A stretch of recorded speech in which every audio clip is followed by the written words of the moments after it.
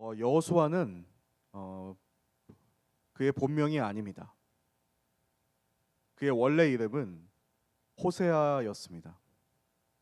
호세아란 그가 구원하신다라는 의미를 가지고 있습니다. 즉 누가 구원하는지는 그 주체는 불확실한 것이죠. 그에게 지금의 이름, 이 여호수아란 이름을 지어준 자는 모세였습니다. 민수기 13장 16절에 보면 모세는 호세아란 이름 앞에 여호와를 붙여서 여호수아라고 부르게 되었습니다. 그러니까 원래 그가 구원하신다라는 의미에서 여호와께서 구원하신다라는 의미로 바뀌게 된 것입니다. 이는 모세가 앞으로 여호수아가 어떠한 역할을 했으면 좋겠는지, 어떻게 성장했으면 좋겠는지를 보여주는 그의 기대감을 이 이름 가운데서도 보여주고 있습니다. 그리고 곧 여호수아라는 이름은 그의 사명이 되었습니다. 지금 여호수아의 나이는 대략 80세로 추정이 됩니다. 여호수아서 24장, 그러니까 마지막 장 29절에 보면 그가 110세 때 죽었다라고 기록하고 있습니다.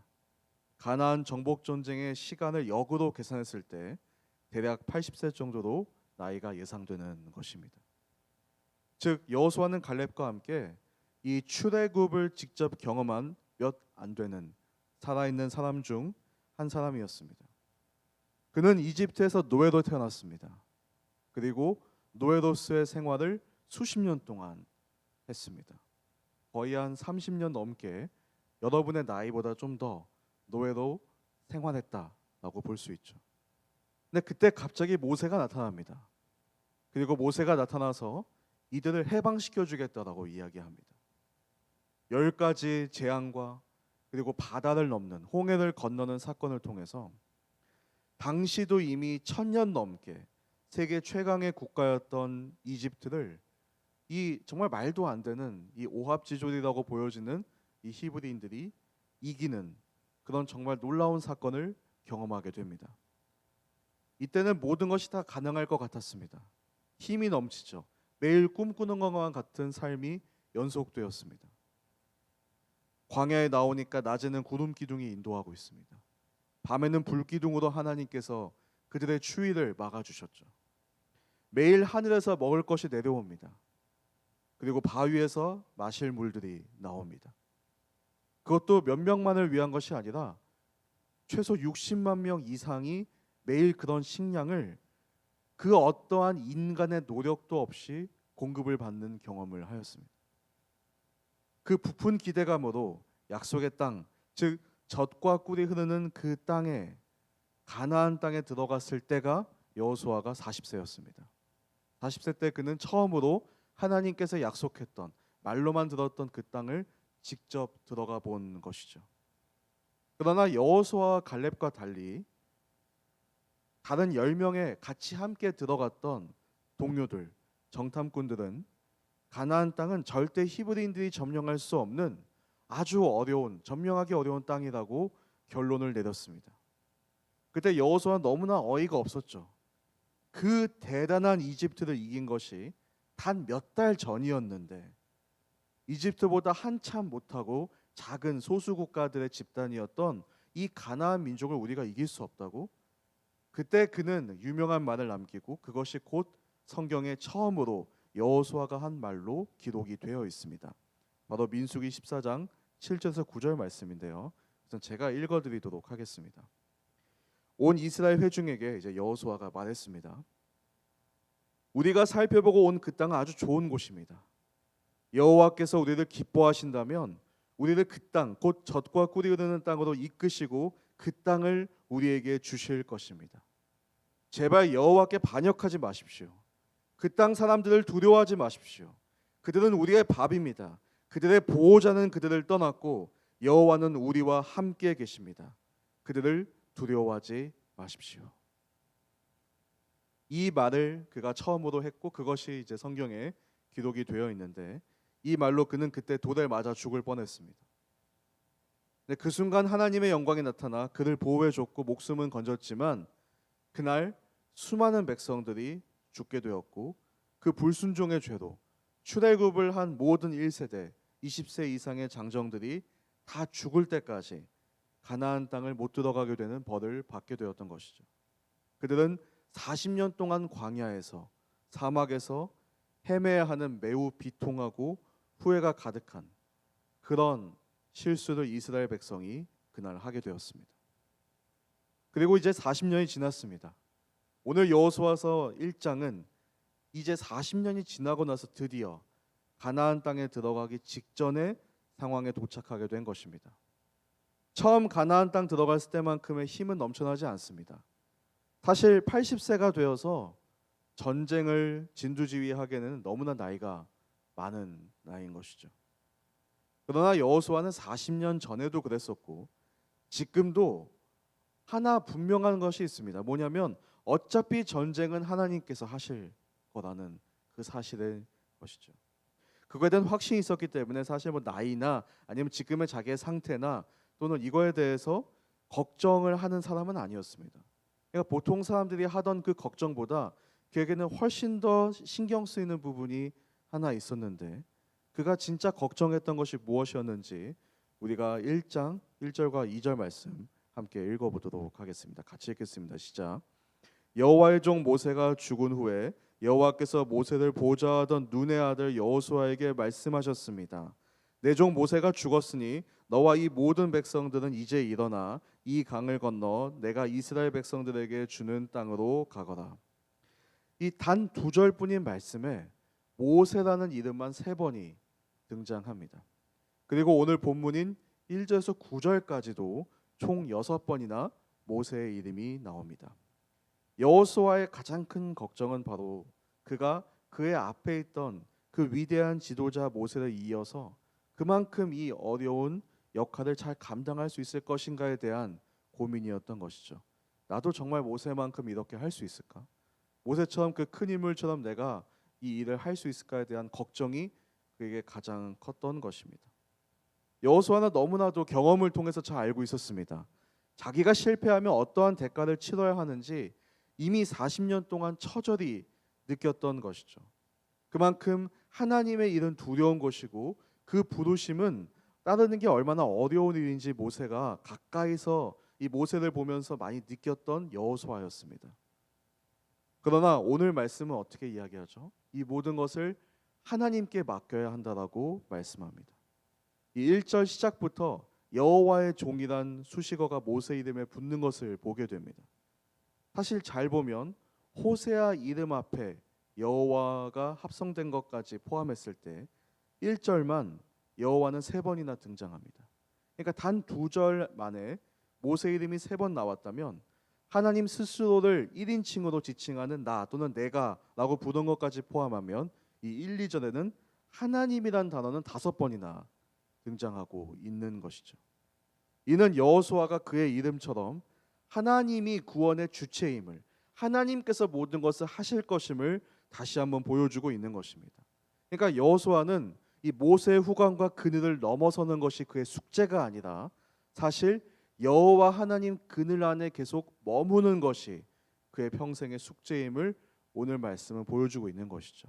그러니까 어떤 시각에 따라서 보느냐 볼 때 모세의 아래 내가 있는가 아니면 하나님 아래 내가 있는가가 오늘 말씀에서 보여진다라고 저는 생각이 됩니다.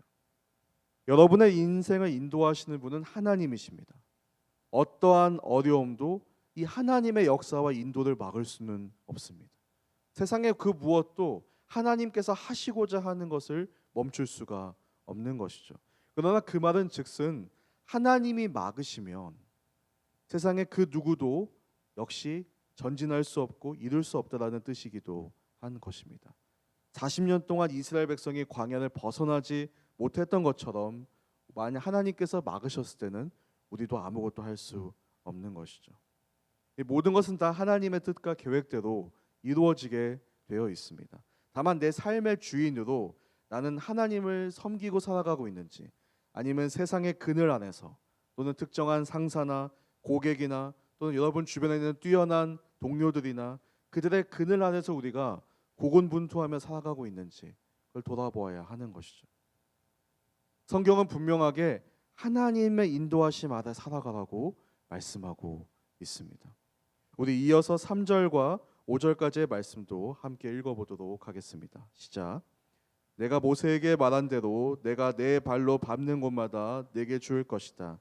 광야와 레바논에서부터 커다란 유프라데스 강과 헷 사람의 온 땅과 해지는 서쪽 대해까지 내 영토가 될 것이다. 내 평생 너를 당해낼 자가 없을 것이다. 내가 모세와 함께했던 것처럼 너와도 함께할 것이다. 내가 결코 너를 떠나지 않으며 버리지 않을 것이다. 이 하나님의 계획은 매우 세밀합니다. 그냥 가나안 민족들이 사는 곳 정도가 아니라 아주 정확하게 어디에서부터 어디까지 이스라엘 백성에게 땅을 주실지 지정해 주셨음을 보게 됩니다. 이 광야라는 것은 남쪽에 있는 네게브 사막 경계선을 가리키고, 레바논은 북쪽 나라를, 유프라테스는 이 동쪽을, 그리고 서쪽 지중해, 지금의 가자 지구까지 정확하게 지리적 위치가 나오고 있음을 보게 됩니다. 실제 이스라엘이 역사적으로 오늘까지 총 이때까지 합산해서 그 땅을 거의 그 오늘의 말씀의 크기도 차지했던 적은 사실 솔로몬 왕 때 외에는 없습니다. 그 전 그 후로는 계속 많은 전쟁을 통해서 실지배권이 계속 다른 사람에게 갔던 것을 보게 됩니다. 이게 계속 빼앗기고 또 빼앗는 그런 상황과 전쟁의 연속이었던 것이죠. 근데 이는 오늘날까지 팔레스타인 하마스와 그 땅에 대한 실지배권을 놓고 전쟁을 하고 있듯이, 이 가나안 땅 정복은 누군가에게는 여호수아 때부터 오늘까지 3,000년 동안 진행 중에 있다, 이렇게 보는 이들도 있습니다. 이 오늘 말씀을 통해서 우리는 하나님이 나의 삶을 인도하신다는 것뿐만이 아니라 그 인도가 매우 디테일하다는 것을 또한 볼 수 있어야 합니다. 그러니까 대략 이런 걸 좋아하시겠지, 내가 선한 일 하니까 하나님이 축복하시겠지, 내가 착한 일 하니까 하나님께서 기뻐하실 거야, 이런 어떤 막연한 하나님의 인도하심이 아니라 아주 세밀하게 하나님께서 그 뜻을 보여주고 계시고, 또 물어보고 우리가 허락을 받고 살아야 된다는 것을 오늘 말씀이 알려주고 있는 것이죠. 그러니까 우리가 기도할 때 그냥 대략적으로 이걸 그냥 축복해 주세요, 좋은 일이니까 잘 되게 해주세요가 아니라 구체적으로 하나하나 어떻게 해야 되는지 하나님께 물어야 된다는 것을 오늘 말씀은 보여주고 있습니다. 그 땅으로 인도하신 이도, 그 땅을 주신 이도 하나님이시기 때문에 하나님이 오늘 나와 함께 하시겠다라고 말씀하신다면 바로 그것이 어떤 의미인가, 하나님을 주인으로 삼고 하나님의 뜻대로 나아가는 것을 얼마나 중요한지를 정확하게 보여주고 있다고 생각이 되어집니다. 또한 우리에게는 이 위로가, 진정한 위로가 무엇인지 오늘 말씀은 보여줍니다. 성령님을 통해서 하나님께서는 우리 안에 계십니다. 우리 안에 역사하고 계시고 우리와 함께 하시는데, 이 인생에서 가장 큰 위로, 가장 큰 인생의 확신은 무엇이냐면, 내가 지금 가고 있는 그 길이 하나님이 기뻐하시는 길이고 하나님이 인도하신다라는 그 확신이 내 안에 있다면, 어떠한 세상의 어려움이 다가오더라도 절대로 그것 때문에 두려워하지 않고 무너지지 않을 것입니다. 그것이 진정한 확신이다라고 성경은 말하고 있는 것이죠. 그래서 그 인도하심을 잘 따르기 위해서는 나의 그 다음 스텝을, 그 다음의 원 스텝이 무엇인지를 물어봐야 하는 것입니다. 그것이 어쩌면 참된 그리스도인의 삶이자 동시에 가장 지혜로운 삶이라고 볼 수 있는 것입니다. 저희 마지막으로 6절에서 9절까지 말씀도 같이 읽어보도록 하겠습니다. 시작. 강하고 담대하여라. 내가 조상들에게 주겠다고 맹세한 그 땅을 내가 이 백성들에게 유산으로 나눠줄 것이다. 오직 마음을 강하게 먹고 큰 용기를 내어라. 내 종 모세가 내게 준 율법을 다 지켜라. 그것에서 돌이켜 좌우로 치우치지 마라. 그러면 내가 어디를 가든지 잘 될 것이다. 이 율법책이 내 입에서 떠나지 않게 하고 그것을 밤낮으로 묵상해 그 안에 기록된 모든 것을 지켜 행하여라. 그러면 내 길이 번창하고 성공하게 될 것이다. 내가 내게 명령하지 않았느냐? 강하고 담대하여라. 두려워하지 말고 낙심하지 마라. 내가 어디를 가든 여호와 내 하나님이 너와 함께할 것이다. 자, 오늘 말씀은 강하고 담대하여라라는 말씀이 여러 번 반복됩니다. 이 비슷한 말로 또 두려워하지 말고 낙심하지 말고 마음을 강하게 먹고 큰 용기를 내어라고까지도 말씀하고 있습니다. 이는 우리가 어떠한 자세로 우리의 삶의 임해야 하는지를 보여줍니다. 당연히 그 당시 상황에서 정복 전쟁이 나가야 하니까 이 군인으로서 담대하다고 말씀하신 것이 아닐까 생각해 볼 수도 있지만, 그러나 중간중간에 나오는 내용을 보면 전혀 전쟁과 상관없는 구절들이 들어있음을 보게 됩니다. 율법을 다 지켜라. 율법책이 내 입에서 떠나지 않게 하라.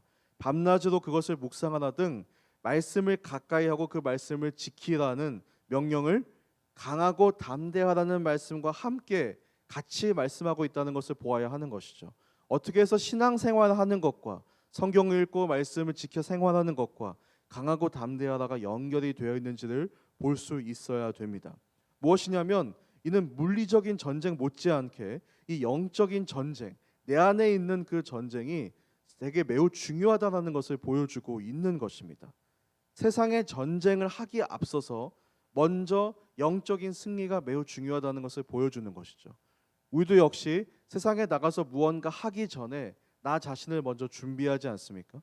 우리도 전쟁에 나가기 전에 내가 전쟁에 나갈 수 있는 스킬을 준비하고 또 기술들을 연마하고 전략을 짜는 것처럼, 역시 마찬가지로 우리가 세상의 전쟁에 나가기 전에 우리의 영적인 그 준비를 해야 되는 것이죠.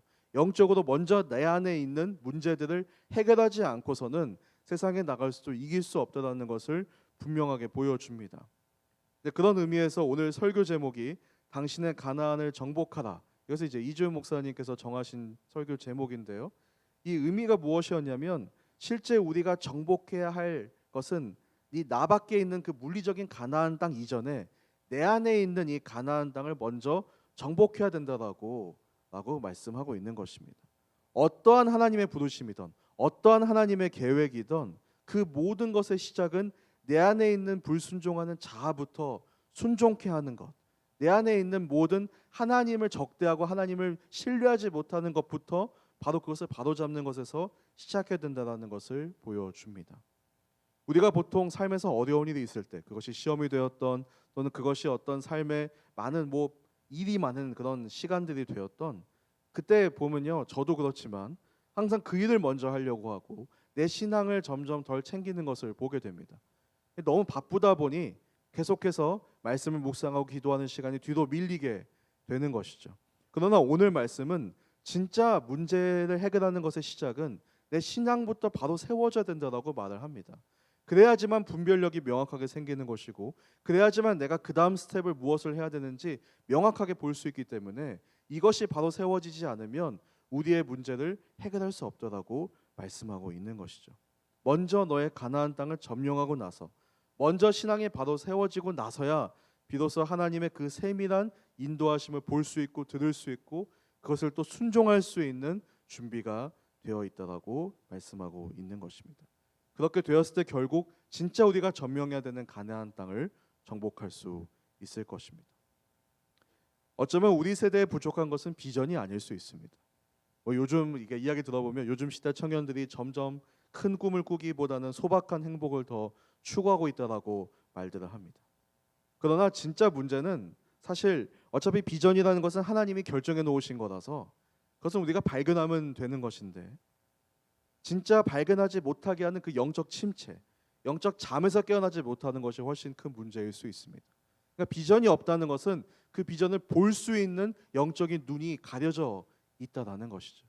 그 비전을 꿈꾸게 하는 그 마음이 타락해 있기 때문에, 마음이 침체되어 있기 때문에 우리가 그 꿈을 꾸지 않는 걸 수도 있습니다. 자, 그러면 내가 영적 침체 속에 살아가고 있는지 아닌지 확인할 수 있는 것은 무엇일까요? 바로 강하고 담대하지 못하다면, 두려움이 내 마음에 임하고 있다면, 걱정이 나를 사로잡고 있다면 영적인 상태를 한번 점검해 보라는 신호로 보아야 할 것입니다. 오늘 말씀처럼 강하고 담대하려면 내 안에 신앙이 바로 세워져 있어야 하는 것입니다. 여러분들이 생활하면서 일상에서 두려움이 있다면, 걱정들이 많아진다면, 어려움이 점점 어려움 가운데서 이것을 해낼 수 있어라는 마음보다는 이것을 과연 잘할 수 있을까 계속 의심이 들기 시작했다는 것은 마음속에 확신이 줄어들고 있다는 것이죠. 그것은 신앙의 문제일 수 있다고 성경은 이야기하고 있습니다. 믿음의 문제라고, 하나님에 대한 신뢰가 점점 낮아지고 있는 것이 아닌지 돌아보아야 하는 것입니다. 우리가 하는 모든 행동이 하나님이 허락하신 행동이고 하나님이 기뻐하신 행동이나 확신이 설 때 우리는 세상의 그 어떠한 공격 앞에서도 강하고 담대하게 맞설 수 있는 것입니다. 말씀을 맺겠습니다. 여호수아의 이름을 히브리어로 발음하면 예호슈아가 됩니다. 이는 헬라어로 예수라는 말과 동일한 말이죠. 예수의 이름의 뜻도 동일하게 여호와께서 구원하신다라는 동일한 의미를 가지고 있습니다. 이 모세가 율법을 상징하듯이 여호수아는 앞으로 오실 메시아인 예수 그리스도를 상징하고 있는 것이죠. 그리고 가나안 땅은 천국을 상징합니다. 모세는 이스라엘 백성을 가나안 땅으로 인도해내지 못했습니다. 이는 상징적으로 율법으로는 절대 그 땅에 들어갈 수 없음을 보여주는 것이죠. 나의 열심으로, 나의 힘으로는 절대 나에게 주어진 사명을 온전하게 감당할 수 없습니다. 그러나 예수 그리스도의 은혜로 우리는 결국 그 가나안 땅을 차지하게 될 것입니다. 우리의 힘이 아니라 모든 것은 다 여호와 하나님의 구원의 손에 있음을 믿어야 합니다. 우리의 인생은 절대 우리의 힘으로만 할 수 없습니다. 그러기에 우리가 정말 정복해야 하는 땅은 밖에 있는 가나안이 아니라 먼저 우리 안에 있는 가나안일 것입니다. 내가 영적으로 깨어서 하나님의 인도하심에 따라가고 있는지 살펴보아야 합니다. 특히 긴급하고 중요한 순간이 다가왔을 때 더더욱 기도해야 합니다. 그때 세상의 힘으로 세상의 방법으로 해결하려고 하기 전에 먼저 내 흐트러진 마음을 정리하고 하나님께 내 모든 시선을 집중해야 하는 것입니다. 하나님의 선하고 세심한 인도하심을 따라서 강하고 담대하게 내 앞에 놓인 인생을 승리한 여러분 되시기를 축복합니다.